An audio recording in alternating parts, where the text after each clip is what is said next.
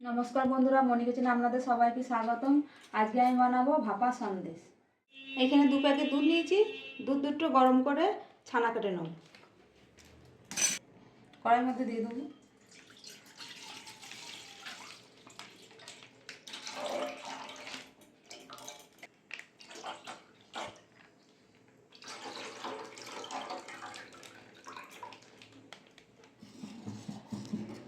দুধটা ফুটে গেছে, একটু নেড়ে দেবো, নাহলে পড়ে যাবে, উতলিয়ে যাবে।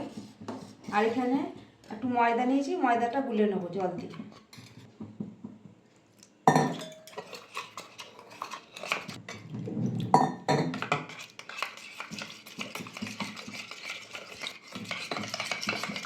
ময়দাটা গুলে নিয়েছি, দুধের মধ্যে দিয়ে দেবো। দুধের সঙ্গে ভালো করে নেড়ে মিশিয়ে নেবো।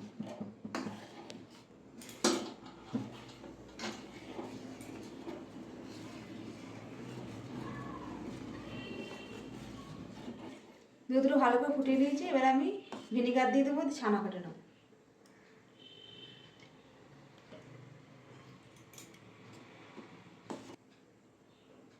আর একটু দিয়ে দেবো। এবার আমি নেড়ে নেড়ে ছানাটা কেটে নেব।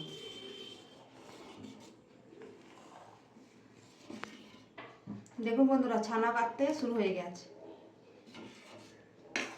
আর ময়দাটা দিয়েছি, ময়দাটা দিলে ছানাটা খুব নরম হয়। ছানা কাটা হয়ে গেছে, নামিয়ে নেব। নামিয়ে জলটা ছেঁকে নেব। ছানাটা ছাঁকনি দিয়ে ছেঁকে একটা কাপড়ের মধ্যে নিয়ে ভালো করে ধুয়ে জলটা সব বার করে দিয়েছি নিংড়ে।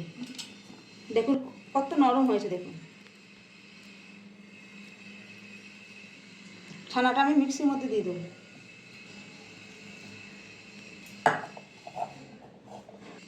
দিয়ে দেবো গুঁড়ো দুধ। 2 প্যাকেট নিয়েছি, 2 প্যাকেটে দিয়ে দেবো। দিয়ে দেবো চিনি, পরিমাণ মতন দেবো। বেশি মিষ্টি খেলে আপনারা মিষ্টি দিতে পারেন, আমি অল্প দিচ্ছি। এটা আমি পেস্ট করে নেব মিক্সিতে। পেস্ট করে নিয়েছি।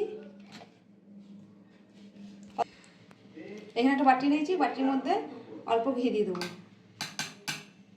ঘিটা আমি বিরাস করে নেব, গোটা গা মাখিয়ে নেব।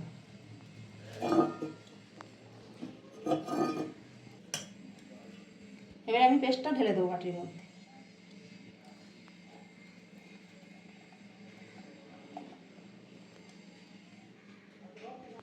ওপর থেকে আমি কেশর দিয়ে দেবো।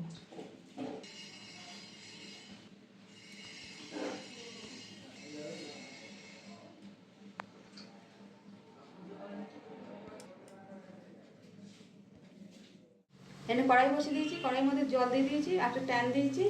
আমি এটা বসিয়ে দেবো।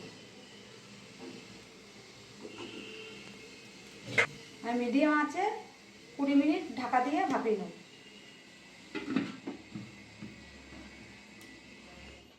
20 মিনিট হয়ে গেছে, ঢাকাটা খুলে নেব।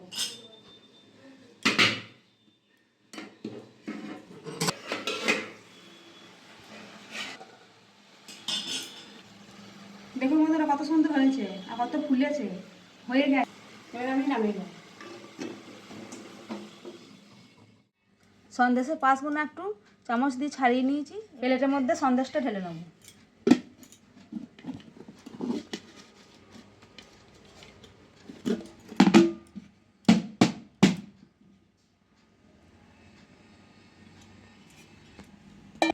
সামনে দেখে আবার একটা অন্য প্লেটে ঢেলে নিয়েছি। এবার আমি কেটে নেব।